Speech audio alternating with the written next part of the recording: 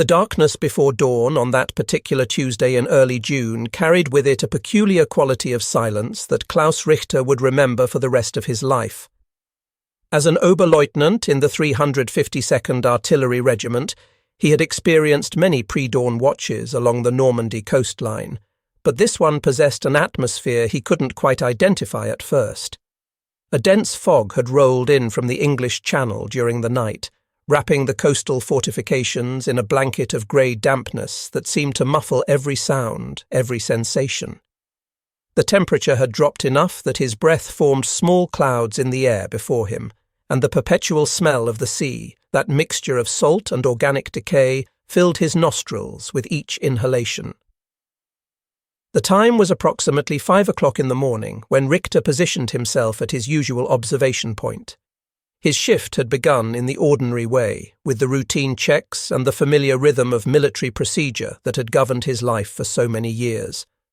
At 32 years of age, he occupied that uncomfortable middle ground between the idealistic young soldiers who still believed in the invincibility of the Reich and the aging veterans who had seen too much to believe in anything anymore. He had survived the brutal campaigns on the Eastern Front, had witnessed things that changed a man fundamentally, and had developed the kind of pragmatic outlook that comes from watching grand strategies collapse under the weight of reality. His command consisted of an artillery battery positioned several miles inland from what the enemy would later designate as Omaha Beach. The guns themselves were Czech-made cannons of solid construction, housed within concrete casements that had been built as part of the much-publicized Atlantic Wall. From where he stood now, in a concrete bunker that had been sunk deep into a high bluff overlooking the water, he enjoyed an unobstructed view of the Channel. Day after day, week after week, month after month, the routine had been identical. His men would drill endlessly, calculating firing solutions with mathematical precision, maintaining their weapons with Germanic thoroughness, and staring out at the grey emptiness of the water, waiting for something that might never come. The invasion was always discussed, of course. Der Tag X, they called it, the Day of Days. It was the phantom that haunted every conversation, every strategic meeting, every moment of downtime when men allowed their minds to wander. The question was never whether it would come, but when and where. German intelligence, with the confidence that only institutional bureaucracy can produce, had determined that the primary assault would target Calais. It made perfect strategic sense. The distance across the Channel was shorter there, the route into Germany more direct. The defences around Calais had been reinforced accordingly, while other sections of the Atlantic Wall, including Richter's position, received less attention and fewer resources. Richter had his doubts, though he kept them mostly to himself.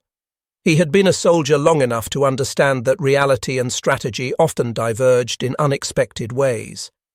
The young men under his command, many of them conscripts who had never seen combat, possessed a naive faith in the fortress they occupied. They believed in the propaganda that portrayed the Atlantic Wall as an impenetrable barrier, a masterwork of engineering that would shatter any invasion attempt like waves breaking against rocks. Richter, who had commanded men in desperate defensive battles on the frozen steppes of Russia, knew better.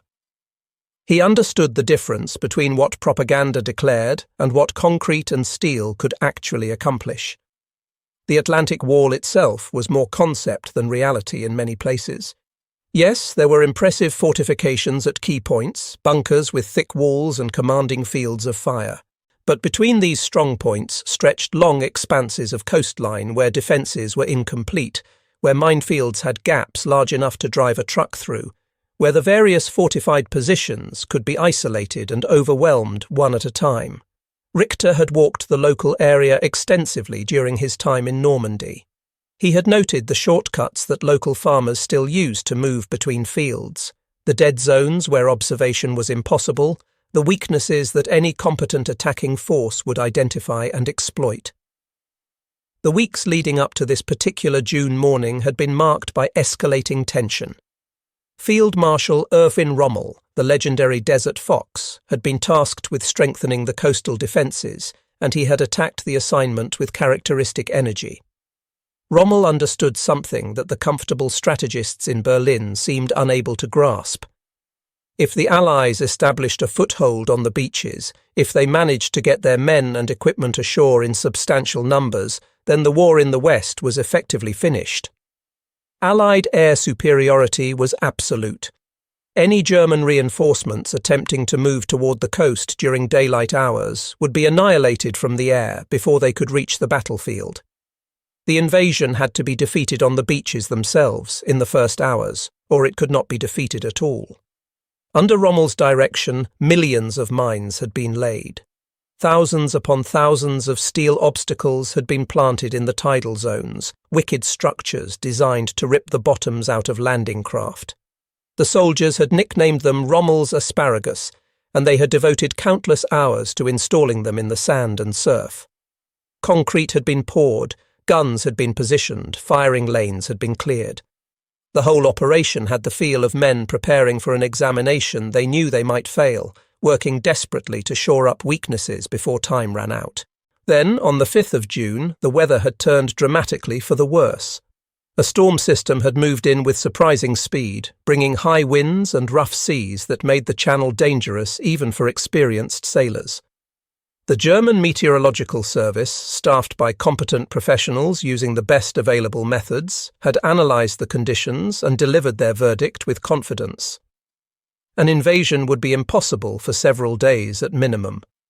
The seas were too rough, the visibility too poor, the conditions too dangerous for the kind of massive amphibious operation that everyone knew must be coming eventually.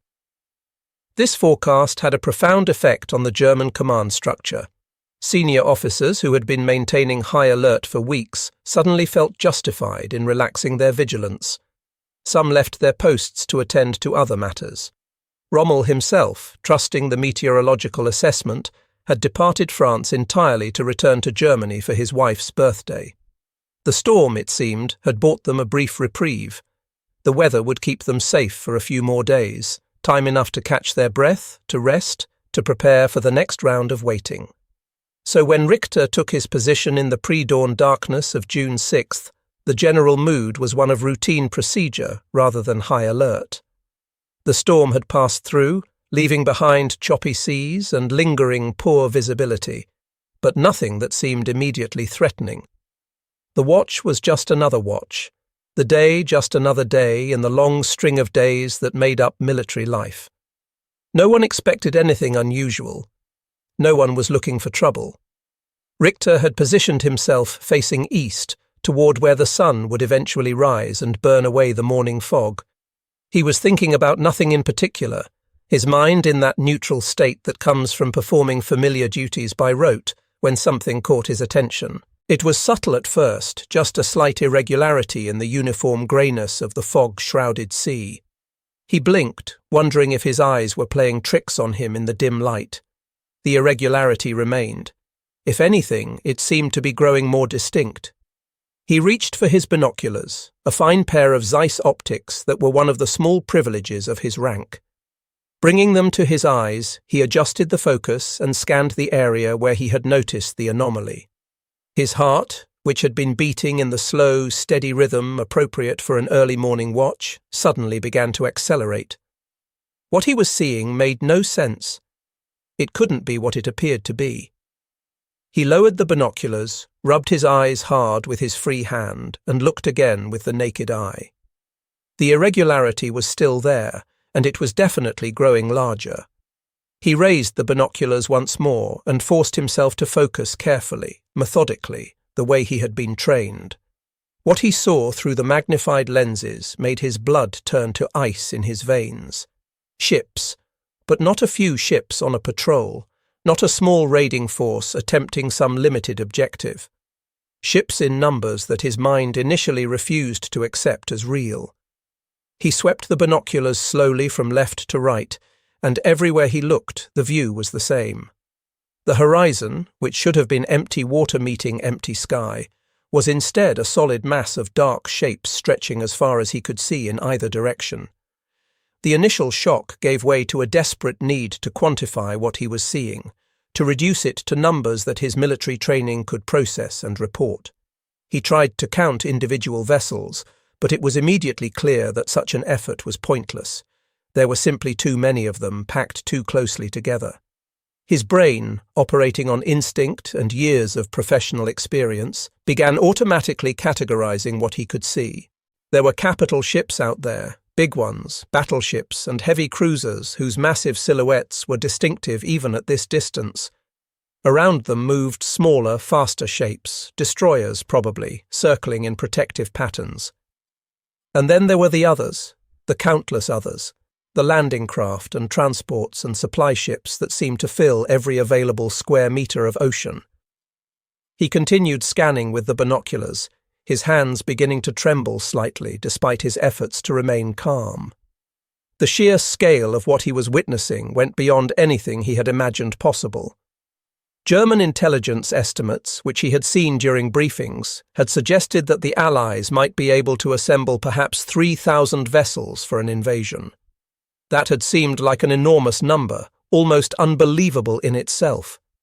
What he was looking at now made those estimates seem laughably inadequate.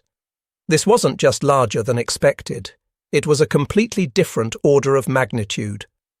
As the minutes passed and the light slowly improved, more details became visible.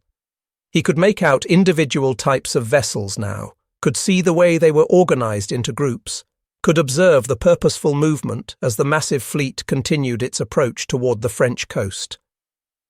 History would later record that the complete Allied armada for the Normandy invasion consisted of nearly 7,000 vessels drawn from 8 different nations, making it the largest amphibious invasion force ever assembled before or since. But Richter didn't have access to those future statistics.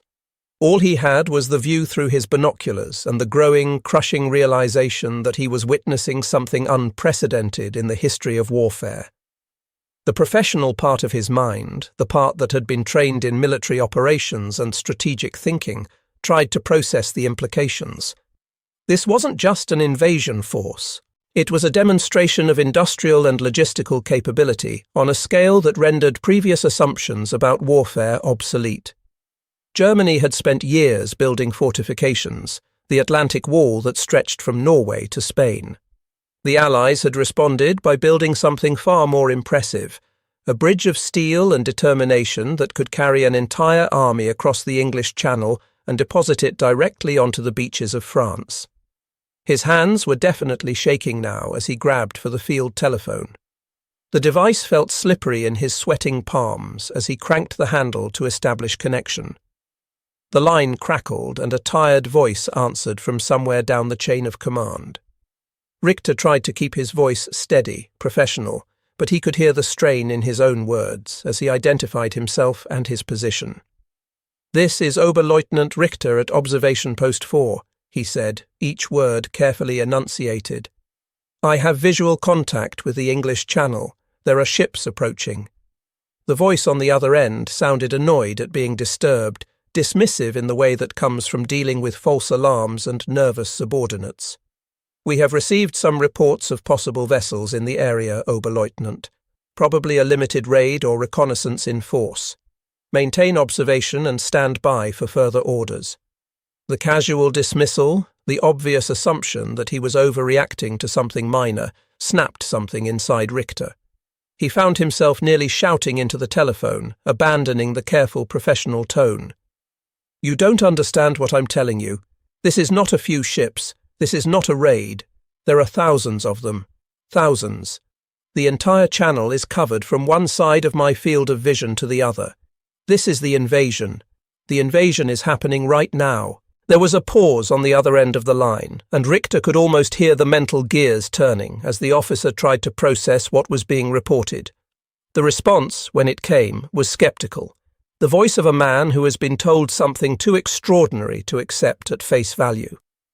"Oberleutnant, our meteorological service has determined that sea conditions are not suitable for large-scale operations. Our intelligence indicates that any major action is unlikely at this time. Are you certain of what you are seeing?"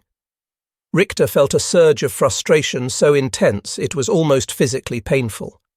The evidence was right there in front of him, undeniable to anyone with functioning eyes, And yet the system, the bureaucracy, the comfortable certainty of official reports and expert assessments was preventing the truth from being heard and accepted. "Your meteorological service is wrong," he said, his voice cracking with the strain. "Your intelligence is wrong. I am looking at it with my own eyes right now. The sea is covered with ships. For God's sake, send someone up here to look at the channel. Just look at it." He slammed the telephone handset down harder than necessary, the plastic casing making a sharp crack against the metal cradle. The dismissive response had shaken him almost as much as the sight of the fleet itself. How could they not believe him? How could they hear what he was telling them and still cling to their weather reports and their comfortable assumptions? He grabbed the telephone again, this time calling directly to regimental headquarters, bypassing the intermediate levels of command that had proven so useless. When his commanding officer came on the line, Richter didn't waste time with elaborate explanations. He kept it simple, direct, impossible to misunderstand. "Richter here, sir. The invasion fleet has arrived. I estimate at minimum 10,000 ships currently visible from my observation post." He knew even as he said it that 10,000 was an exaggeration, that his mind was inflating the numbers in response to the shock and the fear. But in that moment, it felt less like an exaggeration than an understatement. The actual number, whatever it was, hardly mattered. What mattered was the fundamental reality of what was happening. The Major's voice carried a note of alarm now, but also doubt, the natural skepticism of a senior officer confronted with a report that contradicts everything he has been told to expect. "Richter, are you absolutely certain of this?" The weather conditions were supposed to prevent any large-scale operations for several more days. "Sir," Richter replied, his voice now completely calm. The calmness that comes after panic has exhausted itself and left only acceptance in its wake. "The weather has cleared sufficiently for me to see what is quite possibly the end of the world, and it is currently sailing toward us across the English Channel. I am requesting permission to commence firing." This time the urgency in his voice must have penetrated, must have conveyed the seriousness of the situation, because the Major's tone changed immediately. The bureaucratic skepticism fell away, replaced by the clipped efficiency of a soldier accepting that battle has been joined. "Very well," the Major said. "I am elevating this report to division. Prepare your battery for action. I will get you confirmation as quickly as possible." But Richter didn't wait for official confirmation. He couldn't afford to wait. Every minute of delay was a minute the massive fleet drew closer to the beaches, closer to the point where his guns would become irrelevant. He began shouting orders to his men, his voice cutting through the early morning quiet like a knife. The soldiers, roused from their various states of drowsiness and inattention, responded with the automatic efficiency of trained troops. They moved to their positions, their faces still showing confusion about what was happening, why the sudden urgency. Then some of them reached positions where they could see the channel, and their expressions changed completely. The confusion vanished, replaced by something that Richter recognized because he had felt it himself just minutes earlier. It was the look of men confronting something that their minds were not prepared to accept, something so far outside the normal range of experience that it seemed almost supernatural. The ocean, which should have been empty or nearly so, was instead packed with ships so densely that in places the dark hulls seemed to touch each other. Some of the younger soldiers stood frozen, simply staring. The veterans, the ones who had seen combat before, recovered more quickly and began moving with purposeful urgency. They understood what this meant. They understood that talking was over and that the only thing that mattered now was preparation and action. Heavy shells, each one weighing dozens of kilograms, were brought up from the underground magazines where they had been stored. Men strained and sweated as they manhandled the massive projectiles into position. Rangefinders began calling out distances, their voices crisp and professional despite the circumstances. The great barrels of the cannons, which had been silent for so long except during practice drills, began to elevate slowly, the mechanical systems groaning slightly as they moved the tremendous weight.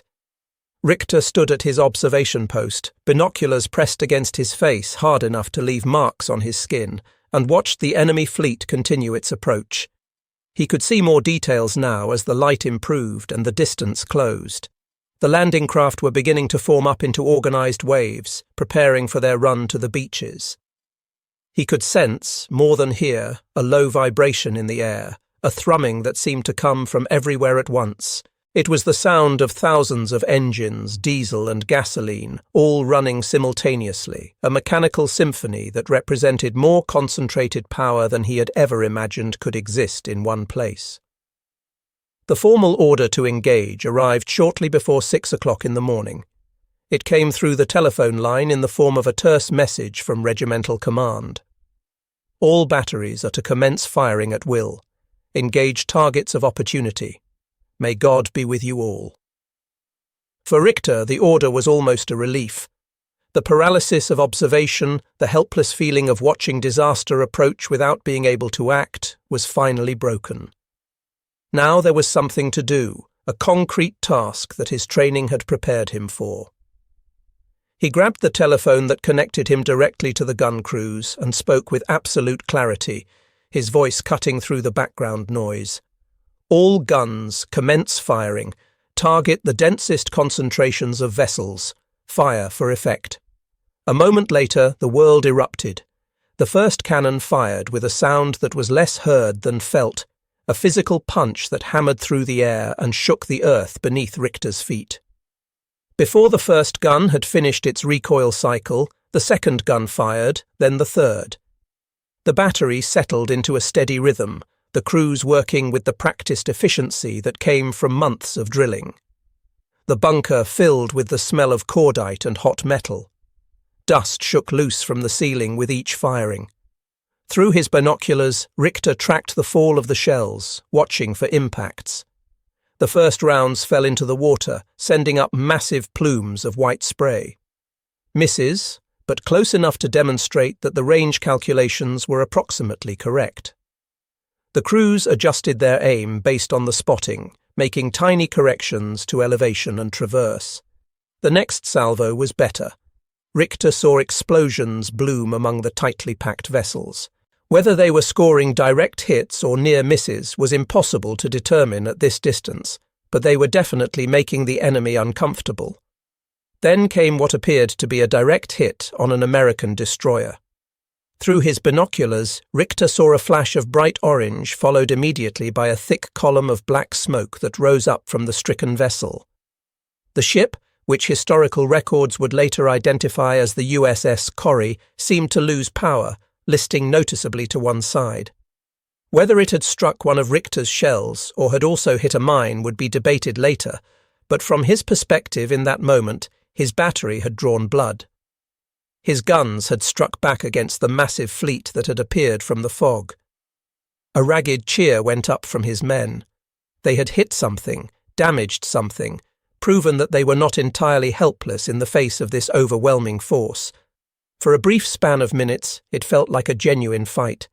It felt like their training mattered, like the countless hours of practice and preparation had meaning.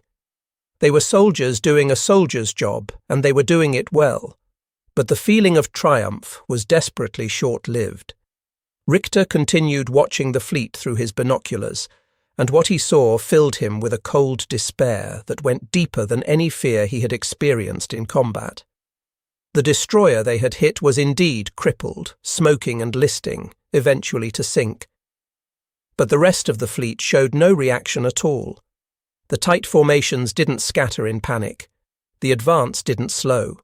Ships simply moved to fill the gap left by the damaged vessel, and the vast armada continued its inexorable approach to the shore. It was like trying to stop a flood by throwing stones into it. The gesture was meaningless against the sheer scale of what they faced. His battery continued firing, the crews working themselves into exhaustion as they fed shell after shell into the hungry guns. They were good soldiers, well-trained and professional, and they were giving everything they had.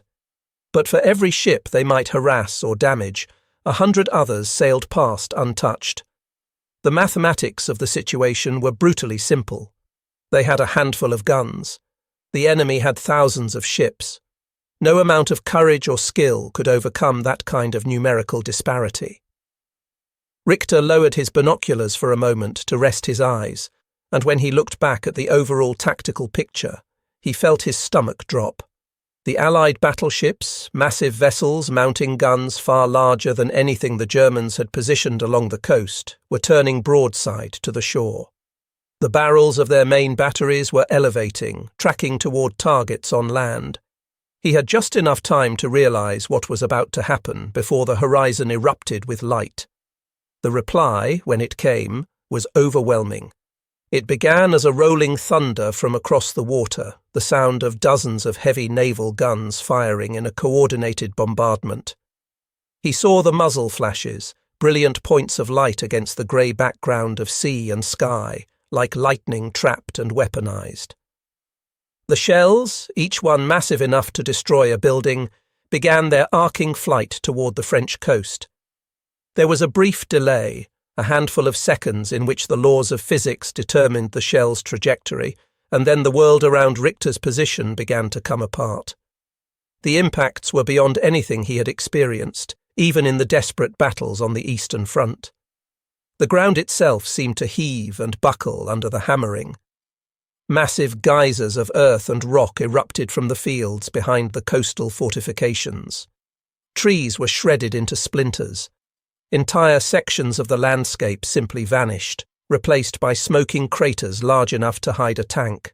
The sound was continuous, overlapping, a roar that seemed to come from the earth itself as tons of high explosive reshaped the terrain. This was what modern industrial warfare looked like when one side had absolute material superiority. This was the systematic destruction of defensive positions using resources so abundant that conservation was not a concern. The Allied naval forces were not trying to outmaneuver the German defences or exploit some tactical weakness. They were simply erasing those defences through the application of overwhelming firepower, the way a man might use a sledgehammer to demolish a wooden fence. Richter's mind, even in the midst of this chaos, was asking questions that had no good answers. Where was the German response? Where were the panzer divisions that were supposed to race to the coast and drive the invaders back into the sea? Where was the Luftwaffe, the air force that had once dominated the skies over Europe? He scanned the sky desperately, looking for the familiar shapes of Messerschmitt fighters or Focke-Wulf bombers coming to attack the invasion fleet. What he saw instead made his despair complete. The sky was full of aircraft, thousands of them, but they were all Allied planes. Fighters swept back and forth in elaborate patterns, establishing air superiority so complete that not a single German aircraft challenged them. Bombers flew in steady streams toward targets inland. Transport aircraft towed gliders full of airborne troops. The Allies didn't just own the air over Normandy. They owned it so completely that they could operate as if the Luftwaffe didn't exist at all. The historical statistics would later confirm what Richter could see with his own eyes. On D-Day, the Allies flew more than 14,000 air sorties. The Luftwaffe managed fewer than 300. For every single German plane that managed to get airborne, there were more than 40 Allied aircraft in the sky. It wasn't air superiority. It was air supremacy of a kind that rendered traditional defensive tactics meaningless. The reason for this disparity wasn't some failure of German courage or skill. It was factories. While German aircraft production struggled with shortages of fuel, aluminum, and skilled workers, the American industrial base was turning out planes at a rate that seemed physically impossible. The numbers were almost obscene in their abundance. Boeing factories in Seattle running 3 shifts, 24 hours a day. Lockheed plants in California where workers produced a new fighter every few hours. The British had their own production lines running at maximum capacity. The combined output of the Allied nations was a tidal wave of steel and aluminum that the German aviation industry had no hope of matching.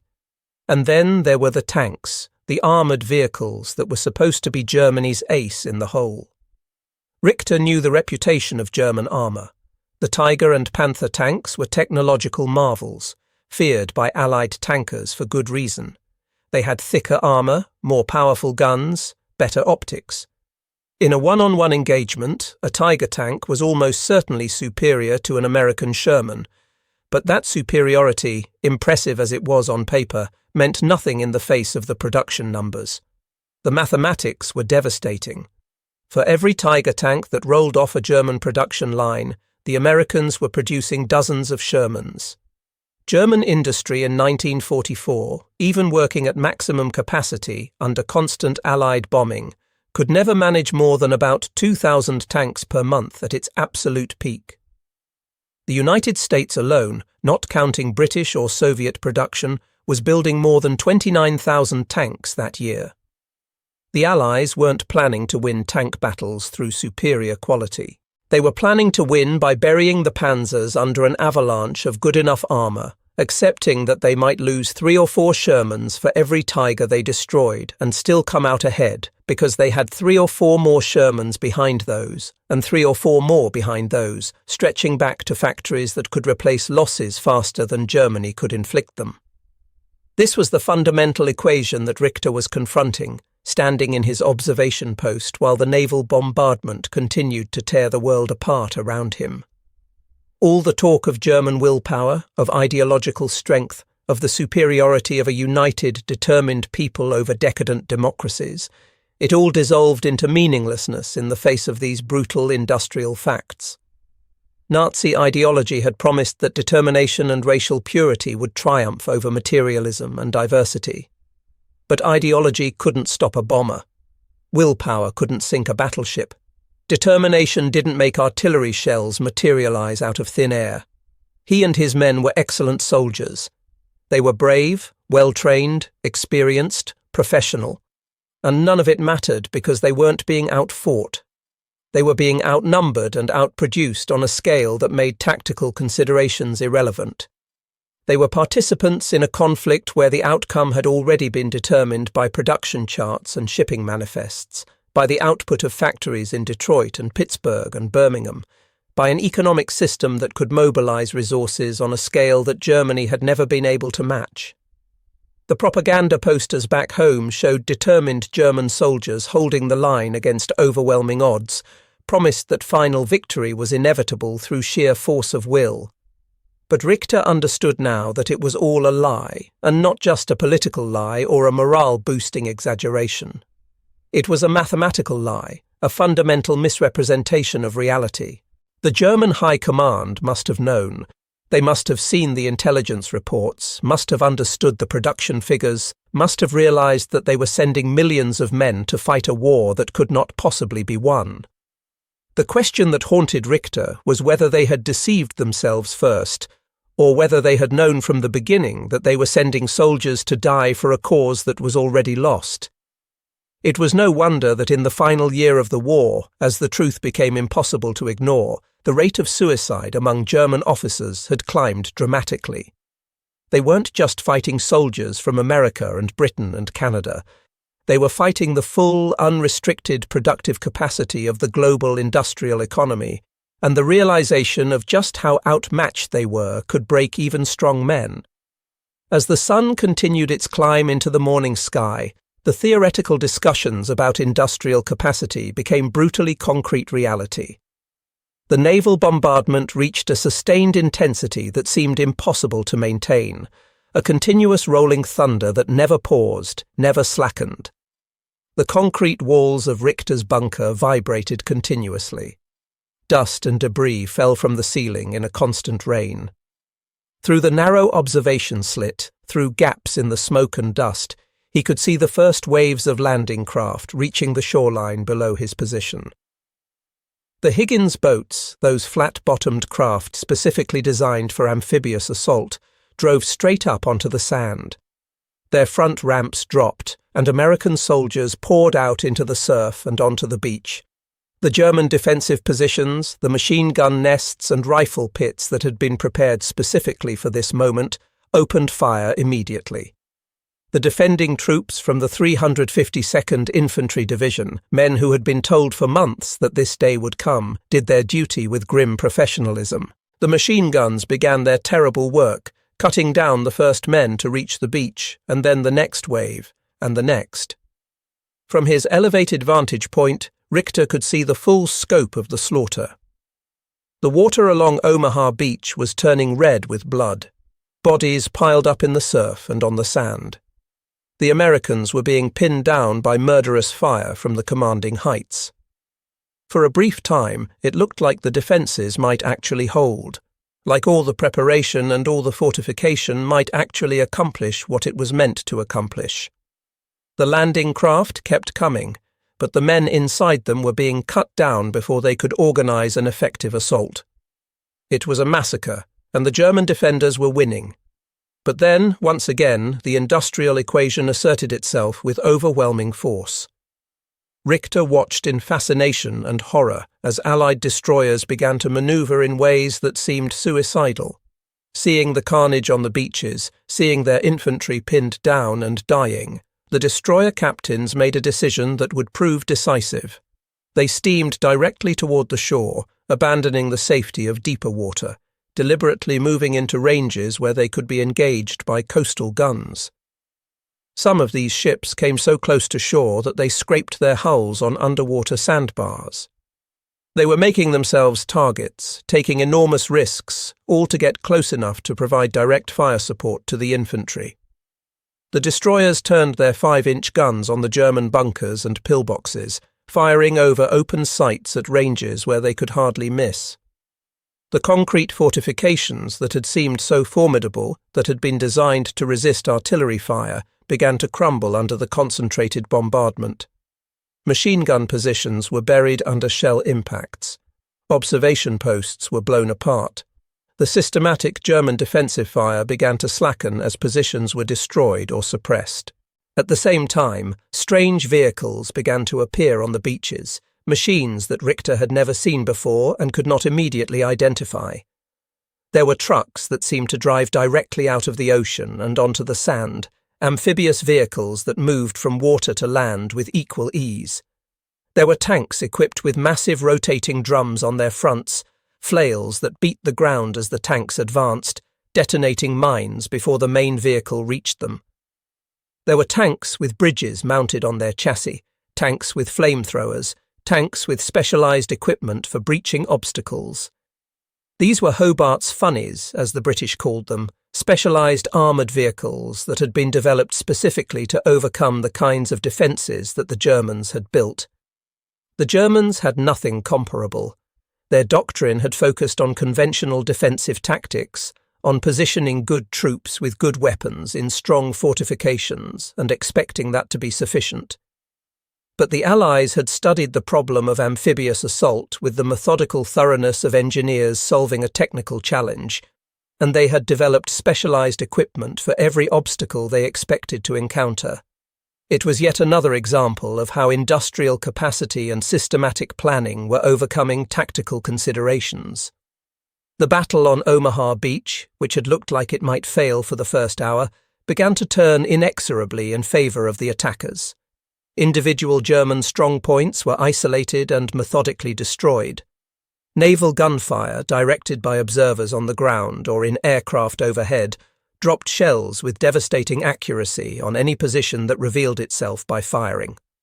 Tanks crawled up the beach using their guns to suppress defensive positions. Infantry began to move in organised units rather than as scattered individuals.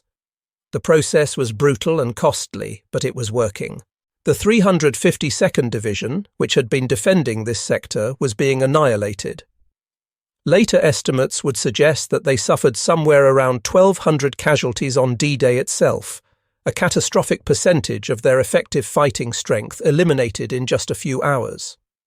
These weren't just losses that could be replaced easily. These were experienced defenders familiar with their positions and their fields of fire, and once they were gone, there was no one else to take their place. The reserves that might have been used to reinforce the coastal defences were being held back by Hitler's personal order, unable to move without his direct authorization. And Hitler was asleep back in Germany, and his staff were afraid to wake him with bad news. Richter's own battery was now receiving concentrated attention from Allied forces that had identified it as a threat. The naval bombardment that had been general was becoming specific, with shells landing closer and closer to his position.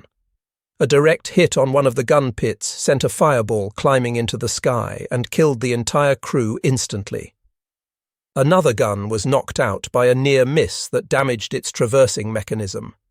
The telephone lines that connected Richter to his subordinate positions went dead one by one, cut by explosions or by the physical destruction of the hardwired communications system. He was being isolated, cut off, his command breaking down into individual positions that could no longer coordinate their fire effectively. He looked up at the sky one last time, hoping against all evidence to see German aircraft coming to the rescue. What he saw instead was a ceiling of Allied planes, layer upon layer of aircraft at different altitudes, all friendly to the invasion force and all hostile to him. On the sea beyond the beaches, the first wave of landing craft had been replaced by a second wave, and that by a third. Behind those waves, the massive fleet waited with what seemed like infinite patience, a conveyor belt of men and material that could apparently run forever without exhausting its supply of either. The statistical reality of what the Allies had accomplished was stunning. They would land approximately 1,500 tanks on the beaches of Normandy on D-Day alone, along with tens of thousands of vehicles and more than 150,000 men. The scale of the logistical operation required to transport and coordinate that many people and that much equipment across the water was staggering. It required a level of organizational capacity and industrial output that Germany had never been able to approach, even at the peak of its power. The battle for the beaches was still being contested with desperate intensity. Men were still dying by the hundreds, but Richter understood that the outcome had already been decided. It was now just a matter of time and tonnage, of the inexorable mathematics of attrition, when one side has effectively unlimited resources and the other side is already operating at the breaking point of its capabilities. The Allies could afford to take casualties. They could afford to lose ships and tanks and aircraft because there were more ships and more tanks and more aircraft waiting behind those, and more being built even as the battle raged. Germany could afford to lose nothing because there was nothing behind what was already committed, and what was being destroyed today could never be replaced. The Battle of Normandy would continue for another 2 brutal months after D-Day. The fighting in the hedgerow country of the Norman interior would be vicious and bloody, a grinding series of small unit actions where the advantages of Allied material superiority were partially negated by terrain and defensive tactics. But that fighting would change nothing about the fundamental trajectory of the campaign. Every German tank that was destroyed represented an irreplaceable loss. Every German soldier killed or captured left a gap in the line that could not be filled. The reinforcements that might have been sent to Normandy were instead being ground up on the Eastern Front against the advancing Soviet army. The fuel that might have allowed mobile defensive operations was trapped in refineries that couldn't deliver it because the transportation infrastructure had been destroyed by Allied bombers. The aircraft that might have contested Allied air superiority were being shot down faster than they could be replaced, and the experienced pilots who were killed couldn't be replaced at all because the training program had been gutted to preserve aviation fuel for combat operations. For Oberleutnant Klaus Richter and for thousands of German soldiers who survived that first day, the remainder of the war was nothing more than an extended epilogue to a story whose ending had been written in the industrial output figures of 1943. They fought on because they were soldiers, and that was what soldiers did. They fought on because of duty, or from fear of the consequences of surrender or desertion, or out of a patriotism that had become detached from any rational assessment of reality. But the hope of victory, if it had ever truly existed, was gone. It had vanished in the dawn light of June 6th, burned away by the realization of just how completely outmatched they were. We often conceptualize the end of Nazi Germany as a gradual collapse, a slow grind from June 1944 through to the final battle for Berlin in April and May of 1945. We see it as a process, a series of lost battles and retreating fronts and shrinking territory. But for the men who stood on the Atlantic Wall that morning, for the soldiers who watched an armada of 7,000 ships materialize from the fog, the end came in a single moment of horrifying clarity. It came in the realization that they were not facing an army but facing the concentrated industrial might of half the world, brought to bear with a single-minded determination to erase them from existence. It was a new kind of warfare, one that wasn't decided by the courage of individual soldiers or the brilliance of field commanders or the superiority of specific weapons systems.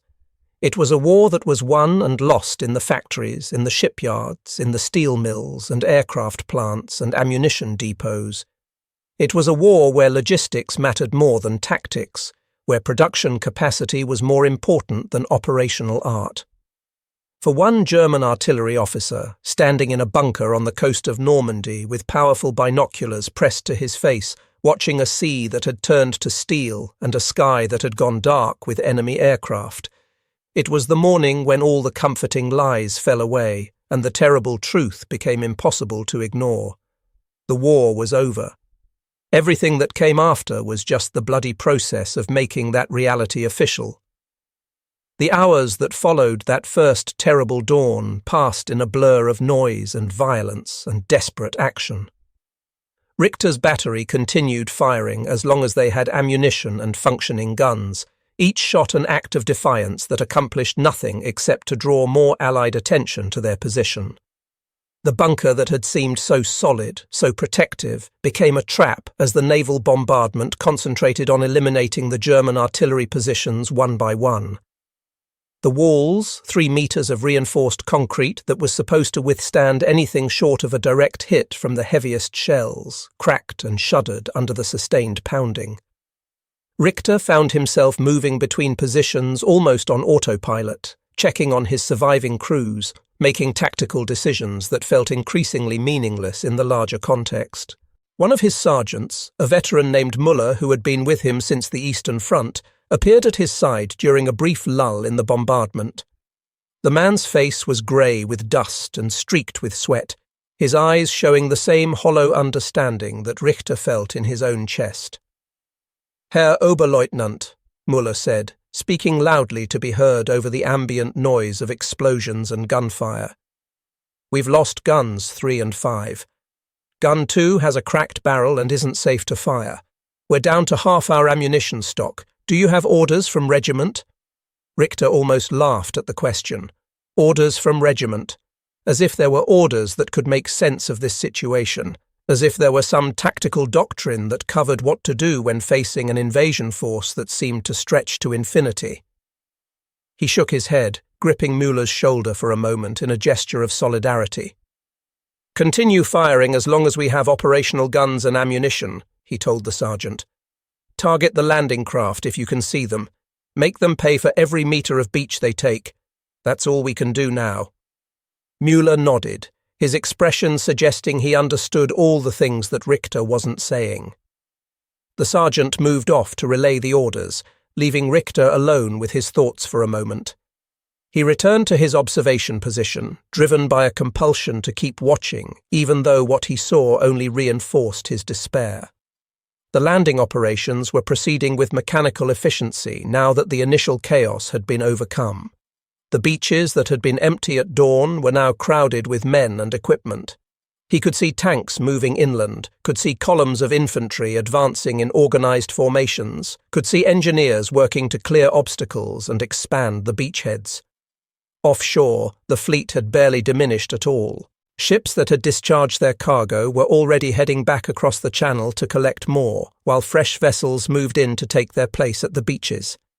It was a cycle that could apparently continue indefinitely, limited only by the capacity of the ports and beaches to process the arriving forces.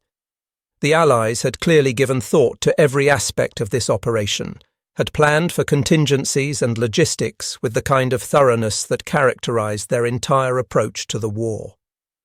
Richter thought about his own supply situation in bitter contrast. His battery had started the day with a stockpile of shells that had seemed adequate for any reasonable engagement. They had enough ammunition to sustain fire for several hours at combat rates, which should have been more than sufficient for repelling an attack. but they were already running low, and there was no prospect of resupply. The roads leading to his position were being systematically destroyed by Allied aircraft. Even if ammunition trucks could be spared from other urgent needs, even if they could make the journey, they would be destroyed long before reaching the coast. Every shell his guns fired was one shell closer to the moment when they would fall silent, not because the enemy had destroyed them, but because they had simply run out of ammunition. The American forces on Omaha Beach had by now established themselves firmly enough that they were pushing inland against diminishing resistance. The initial defensive positions had been overwhelmed or abandoned. The troops of the 352nd Division, those who had survived the morning, were falling back in disorder, trying to establish new defensive lines further from the beach where they might have some hope of holding temporarily. But there were no reserves to reinforce them, no fresh troops to replace the casualties, no heavy weapons to replace those that had been destroyed. Richter could see American Sherman tanks advancing up the draws and gullies that led away from the beach, their distinctive silhouettes unmistakable. Behind them came more infantry than he could count, spreading out across the landscape in tactical formations that spoke of thorough training and confidence. These were not the desperate, disorganized soldiers of a defeated army. These were professionals doing a job they had practiced extensively, executing a plan that had been refined through multiple rehearsals and exercises. Above the battlefield, the Allied air presence remained absolute. Richter had spotted perhaps 3 German aircraft all day, and all 3 had been shot down within minutes of appearing. The Luftwaffe was simply not capable of contesting the airspace over Normandy. Every time German aircraft tried to approach the invasion zone, they ran into a wall of Allied fighters that outnumbered them so heavily that survival was effectively impossible. The few pilots brave or foolish enough to make the attempt were committing suicide for no meaningful tactical gain. As afternoon wore into evening, Richter received fragmentary reports from other positions along the coast. The news was uniformly bad. The Allied landings had succeeded all along the Normandy coastline. The British and Canadian forces at Gold, Juno and Sword Beaches had pushed several miles inland. The American paratroopers who had dropped during the night, scattered and disorganized as they were, had still managed to capture key objectives and were linking up with forces advancing from Utah Beach. Omaha Beach, which had seemed like it might turn into an Allied disaster during those first desperate hours, was now secure enough that engineers were already working on the artificial mulberry harbours that would allow the continuous unloading of supplies even without capturing a major port. The German defensive plan, such as it had been, had failed completely. The Atlantic Wall had been breached in multiple locations. The mobile reserves that were supposed to counterattack and drive the invaders back into the sea were either too far away to reach the battlefield quickly or were being held in place by Hitler's refusal to authorize their movement. The Panzer Lehr Division, one of Germany's best armoured units, had been ordered to move toward Normandy but was being savaged by Allied aircraft during its approach march. Tanks and vehicles were being destroyed on the roads faster than the division could advance, leaving a trail of burning wreckage across the French countryside. As the sun began to set on that longest day, Richter made a decision that would have been unthinkable 12 hours earlier. His position was untenable. His remaining guns had exhausted their ammunition. His communications with higher headquarters had been cut. His bunker was damaged and could not withstand another sustained bombardment. Staying here would serve no purpose except to guarantee the death or capture of his men. He gave the order to evacuate, to abandon the positions they had occupied and defended, to fall back toward whatever defensive lines might be forming inland. The retreat was conducted in darkness, moving in small groups to avoid Allied air observation. His men moved like ghosts through the devastated landscape, passing through fields that had been peaceful farmland that morning and were now cratered wastelands. They saw burning vehicles, dead soldiers from both sides, destroyed equipment scattered across kilometers of terrain. The scope of the devastation was overwhelming, evidence of the sheer amount of explosive force that had been expended in a single day of combat. They were heading east, away from the coast, when Richter called a brief halt to let his men rest. They had been moving for several hours through difficult terrain, and exhaustion was beginning to take its toll. He posted sentries and allowed the others to collapse where they stood, too tired to even seek proper cover.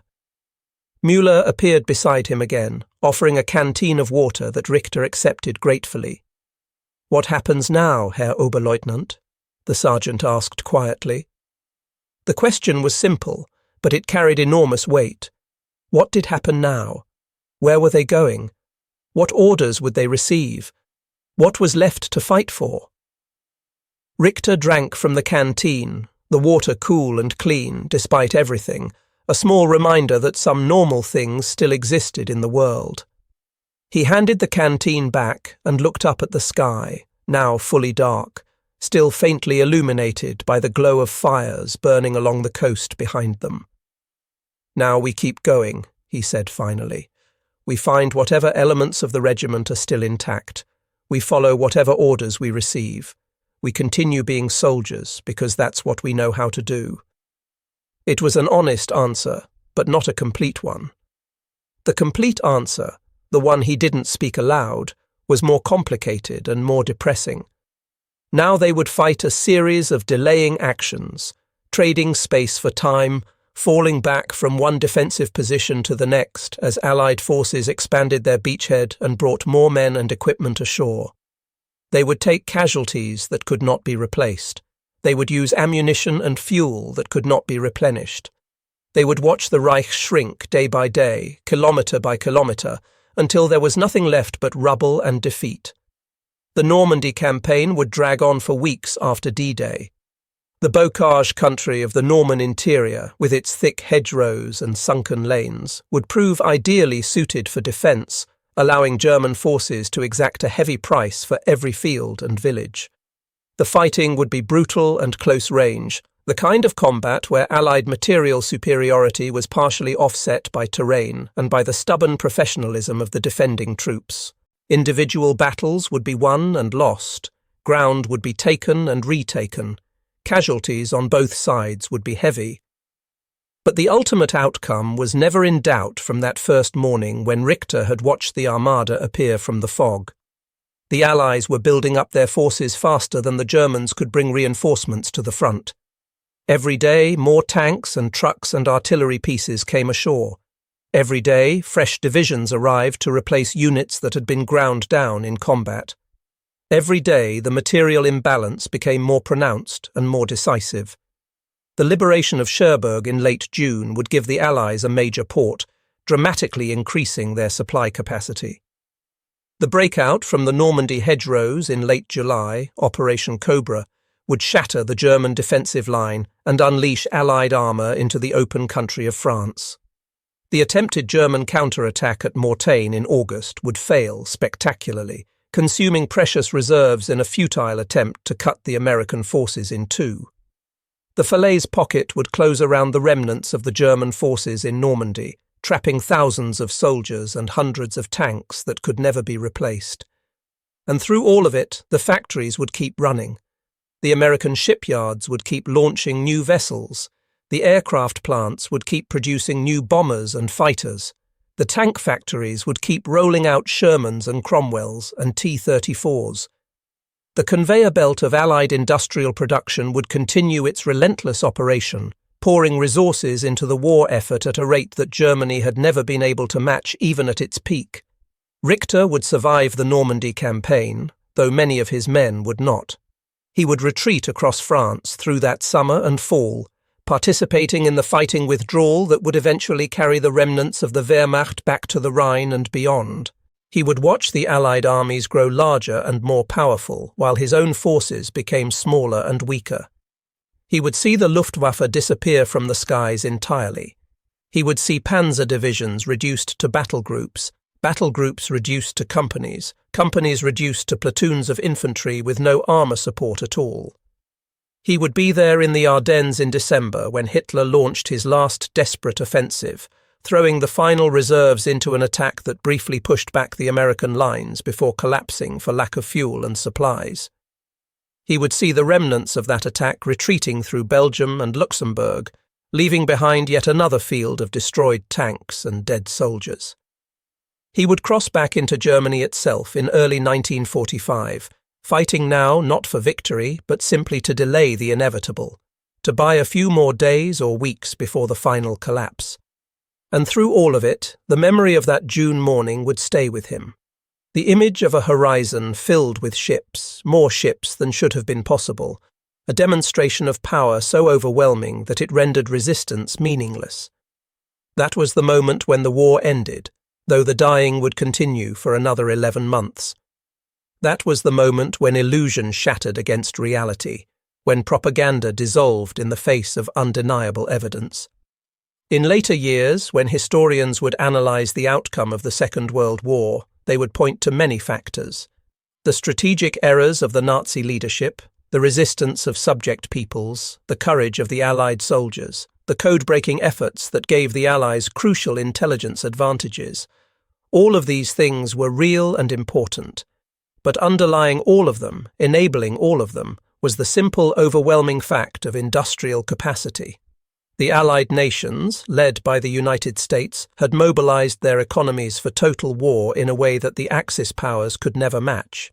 American GDP in 1944 was roughly equal to that of all the other major combatants combined. The United States produced more steel, more aluminum, more oil, more food than Germany, Japan, and Italy together could manage. And crucially, American factories were safe from attack, protected by oceans that enemy forces could not cross, free to operate at maximum capacity 24 hours a day, without fear of bombing raids or sabotage. The same was largely true for Britain and the Soviet Union by 1944. Their industrial centres either out of range of German forces or protected by air defences that could make daylight bombing prohibitively expensive. Germany, in contrast, had its industrial capacity steadily degraded by the combined bomber offensive. The round-the-clock bombing by British night forces and American day forces disrupted production, destroyed facilities, killed workers, and forced the diversion of enormous resources to air defence. By D-Day, something like a third of all German artillery production was going to anti-aircraft guns rather than to weapons that could be used against ground forces. Hundreds of thousands of men were tied up in air defence roles, operating searchlights and flak batteries, men who could have been fighting on the front lines if not for the constant need to defend against Allied bombers. The German economy, despite the best efforts of Albert Speer and the Armaments Ministry, was fighting a losing battle against arithmetic. You couldn't win a war of production when the enemy had more of everything. More raw materials, more factory capacity, more workers, more engineers, more electrical power, more transportation infrastructure. Germany's industrial base, impressive as it had been in 1939, was simply too small to compete once the Allied economies fully mobilized for war production. And so the young men like Richter's soldiers, brave and skilled and professional, were sent into battle with equipment that couldn't be adequately maintained for lack of spare parts, supported by artillery that was rationing ammunition, defended by an air force that had ceased to exist in any meaningful sense, supplied by a logistical system that was breaking down under the strain. They fought as well as anyone could fight under those circumstances, but courage and skill could not overcome such fundamental material disadvantages. The tragedy, from Richter's perspective, was that this outcome had been foreseeable from the beginning. Anyone with access to production statistics and the ability to think clearly about their implications should have understood that Germany could not win a long war against the combined might of Britain, America, and the Soviet Union. The only path to German victory had required a series of quick, decisive campaigns that would knock opponents out of the war before they could fully mobilize. That strategy had worked against France in 1940 and against several smaller nations. It had failed against Britain and had catastrophically failed against the Soviet Union. Once the war became a contest of attrition, a grinding match where both sides threw resources and men into the meat grinder and waited to see who could sustain the losses longer, Germany's defeat became mathematically certain. The only questions were how long it would take and how many people would die before that certainty became reality. Every informed person in the German High Command must have understood this by 1943 at the latest. Yet they continued the war anyway, sending soldiers like Richter and his men to fight battles they could not win in service of a cause that was already lost. The moral implications of that decision were something Richter would wrestle with for the rest of his life. What was the proper response when you realized you were serving an evil cause in a war that could not be won? To keep fighting because duty demanded it? To surrender or desert? To resist actively? To sabotage and undermine? He had chosen to continue following orders, to be a professional soldier doing a soldier's job, and he would never be entirely sure whether that had been the right choice or merely the easiest one. But these were thoughts for later, for quiet moments of reflection in a future that still seemed impossibly distant.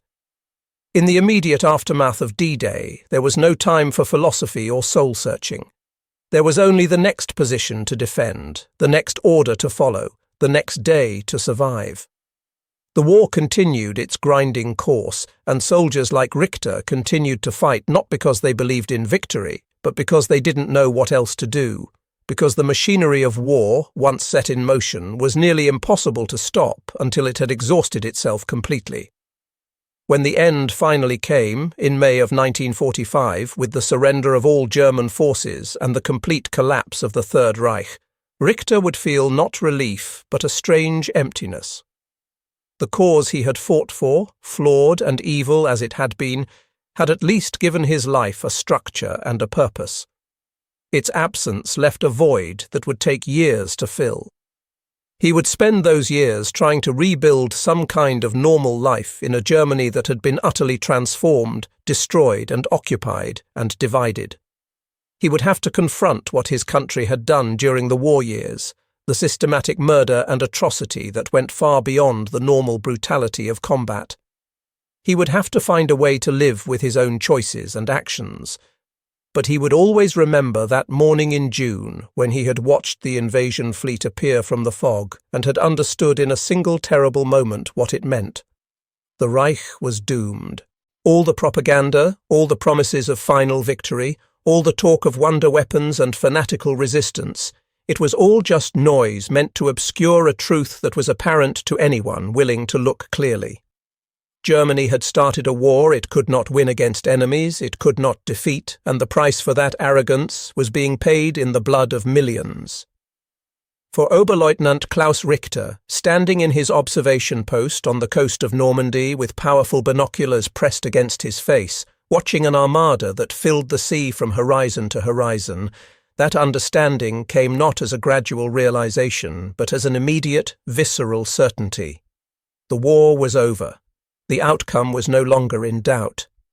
Everything that followed was just the mechanical process of transforming that certainty into concrete reality, of counting the costs and burying the dead and sorting through the rubble of broken cities and broken lives.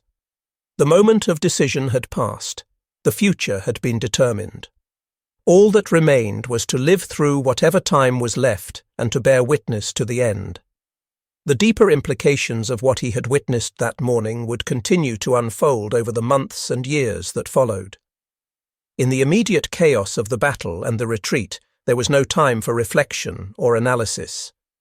Survival demanded complete attention. The tactical situation consumed every moment and every thought. But later, in quieter times, Richter would think back to that dawn and understand that he had witnessed not just a military operation, but a fundamental shift in the nature of warfare itself. For most of human history, wars had been decided by factors that existed on a human scale.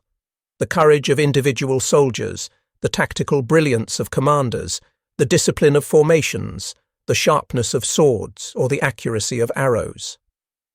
Even in the age of gunpowder, even as technology advanced and armies grew larger, there remained a comprehensible relationship between effort and outcome. A brave soldier could make a difference. A clever tactic could swing a battle. Quality could compensate for quantity within reasonable limits. What Richter had witnessed on D-Day was the final evolution away from that human-scale warfare and towards something entirely different. This was industrialized combat, where the outcome was determined less by what happened on the battlefield than by what happened in factories thousands of miles away. The courage and skill of his men had been rendered essentially meaningless by the simple fact that the enemy could replace losses faster than Germany could inflict them. Tactical brilliance was irrelevant when the enemy could afford to make mistakes and still win through sheer weight of material. This wasn't entirely new, of course. The American Civil War had hinted at it, the First World War had demonstrated it clearly. But D-Day and the subsequent Normandy campaign represented the apotheosis of industrial warfare, the point where the transformation was complete and undeniable. The soldiers on the beach were almost interchangeable parts in a vast machine. Their individual actions mattered locally in the immediate tactical situation, but strategically they were simply inputs into an equation that had already been solved by production managers and logistics officers. The psychological impact of this realization was profound and corrosive. Richter and the soldiers of his generation had been raised on stories of heroism and valor, on the idea that individual excellence could matter, that determination and skill could overcome obstacles.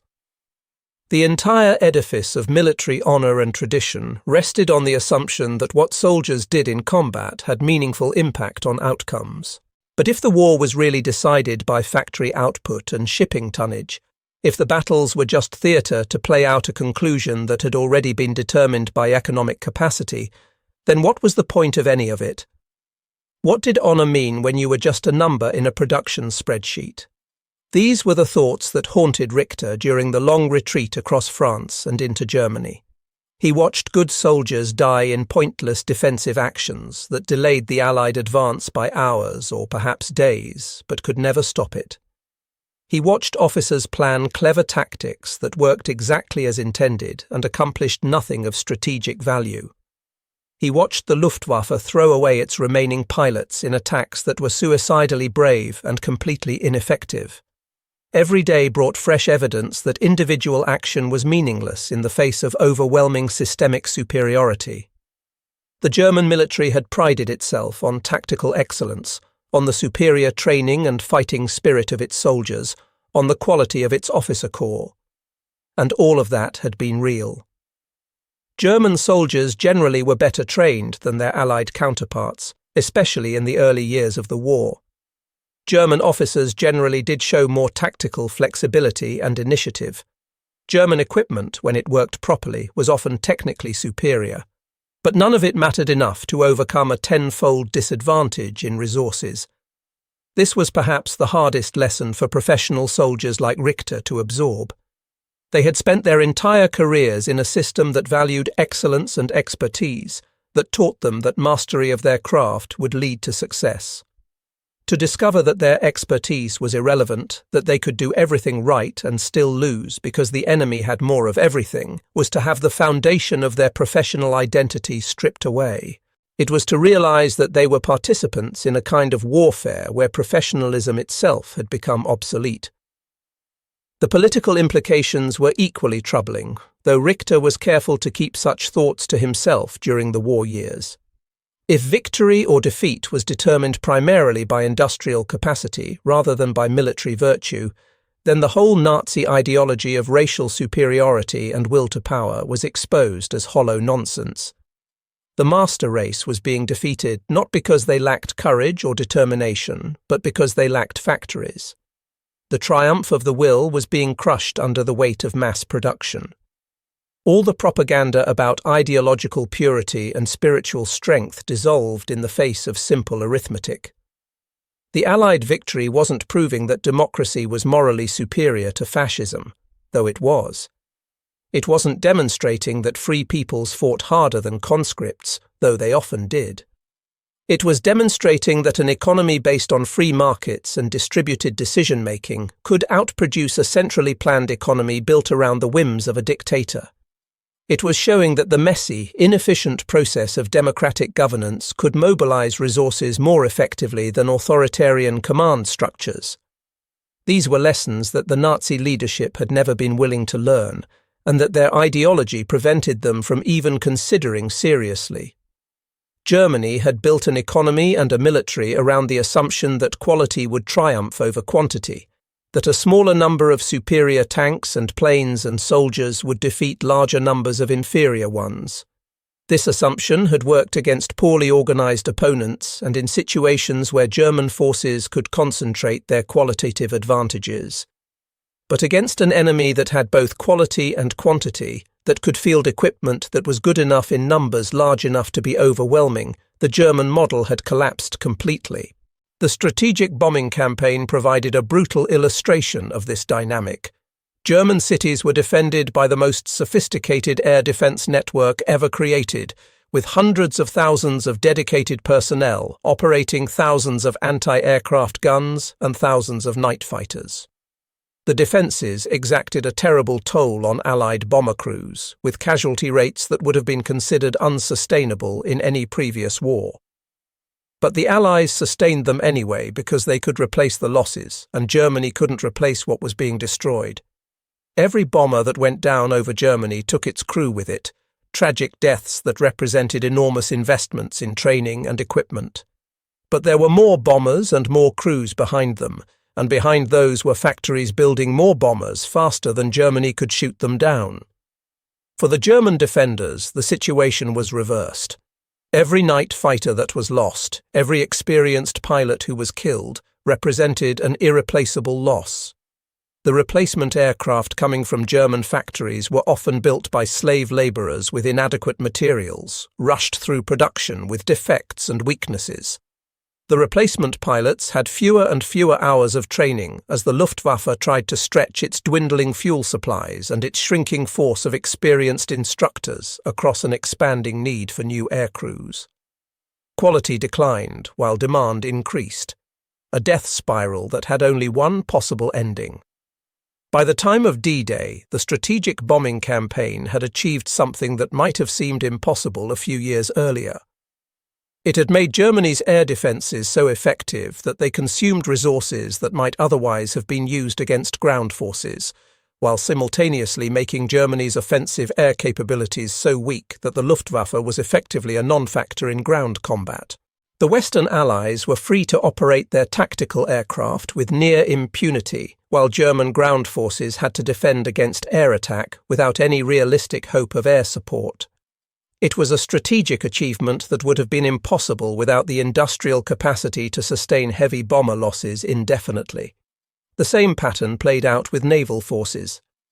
Germany had invested heavily in submarine warfare, developing tactics and technology that made U-boats a serious threat to Allied shipping.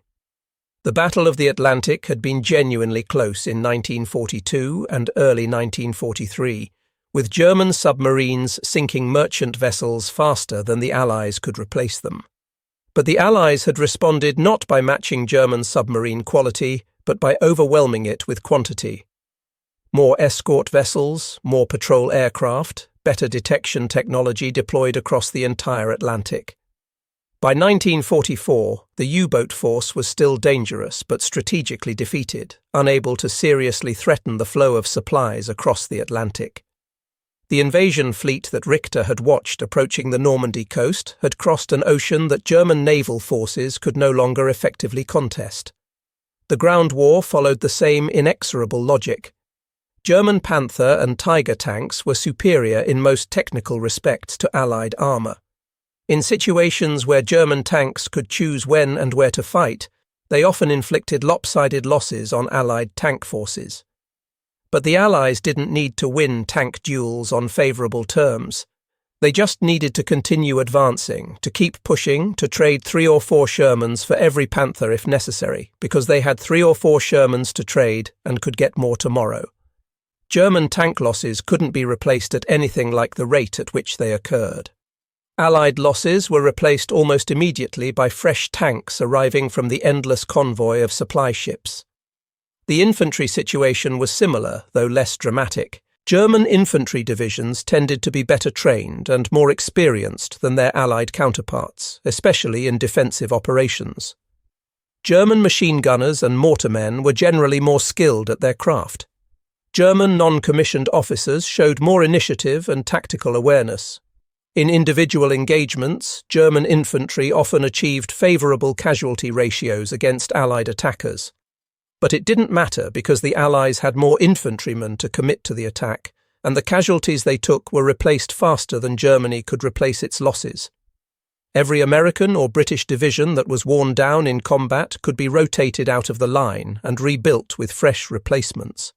Every German division that was worn down stayed in the line until it ceased to exist as an effective fighting force. This was the fundamental mathematics of attrition warfare, when one side had overwhelming material superiority.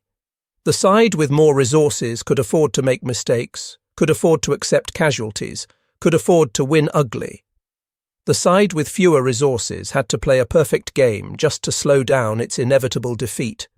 And no one plays a perfect game for months and years on end, not when exhausted and outnumbered and fighting against enemies that control the air and can call down devastating firepower at will. Richter saw this play out at every level over the final year of the war. He saw battalion commanders making smart tactical decisions that achieved their immediate objectives but meant nothing strategically. He saw regimental operations that succeeded brilliantly but changed nothing about the overall trajectory of the campaign. He saw entire offensives, like the Ardennes attack in December 1944, that briefly created local tactical situations favourable to Germany before collapsing for lack of the fuel and supplies necessary to exploit success. The German military remained capable of effective tactical operations almost to the very end, but tactical operations meant nothing when the enemy could absorb tactical defeats and still advance through sheer weight of numbers. The human cost of this dynamic was staggering and tragic. Young men on both sides died in enormous numbers, each death a universe of loss for someone, for families and friends and communities. But the deaths were not equally meaningful in strategic terms. For the Allies, casualties were replaceable inputs into a military machine that had sufficient depth to absorb horrific losses and continue functioning. For Germany, every casualty represented a permanent degradation of capability that could never be restored.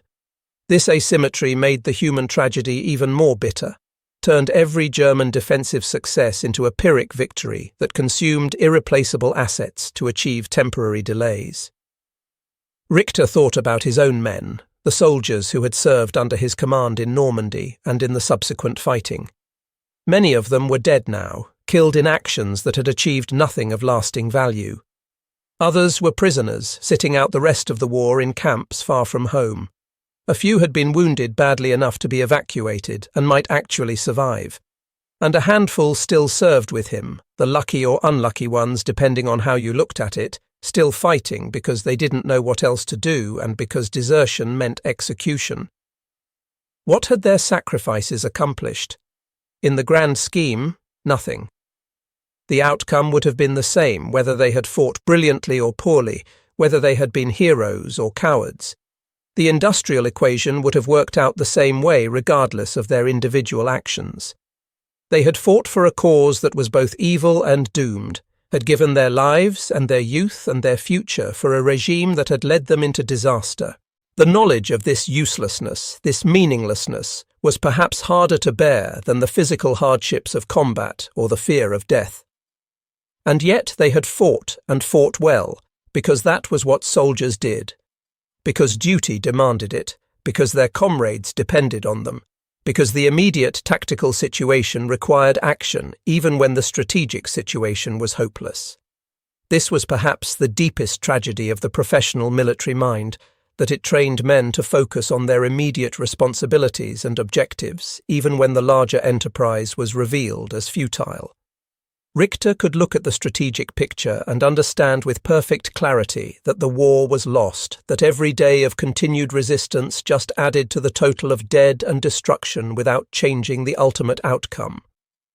But he could not translate that understanding into action, could not bring himself to abandon his post or surrender his men or actively work to end the fighting. He continued following orders and doing his duty, because that was what his entire life and training had prepared him to do. This psychological imprisonment was common among German officers in the final stages of the war. They knew the cause was lost, They knew the regime they served was monstrous, but they continued fighting anyway because they literally did not know how to do anything else, because their identity as soldiers and as men was so completely bound up with military service that to abandon it felt like a kind of death. They fought on in a peculiar state of cognitive dissonance, knowing intellectually that they should stop but unable emotionally to take that step. The propaganda machine continued trying to maintain hope and morale even as the military situation became increasingly desperate. Soldiers were told about wonder weapons that would turn the tide of war, about revolutionary new technologies that would restore German superiority, about secret plans that would snatch victory from the jaws of defeat. The V-weapons, the jet aircraft, the promises of atomic bombs or miraculous new defenses.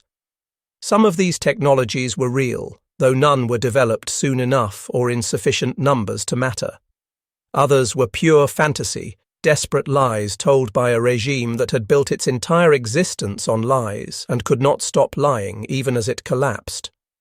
Richter had long since stopped believing in final victory or wonder weapons or any of the other comforting myths. He had seen the invasion fleet that morning in June and understood what it represented. No technological breakthrough was going to change the fundamental imbalance in resources and production capacity. No tactical innovation was going to make up for the fact that the enemy had 10 times as much of everything. The war was over and had been over since that moment when the Armada appeared from the fog. Everything since then was just the playing out of a predetermined conclusion, the mechanical working out of an equation that had been solved before the first shot was fired on D-Day. As he moved through the final months of the war, retreating steadily back into Germany itself, watching the Reich shrink day by day, Richter became almost philosophical about the experience. There was a certain freedom in understanding that the outcome was no longer in doubt, that individual actions could not change the trajectory of events. It relieved him of the burden of trying to find some way to win, some tactical brilliance that might turn the tide.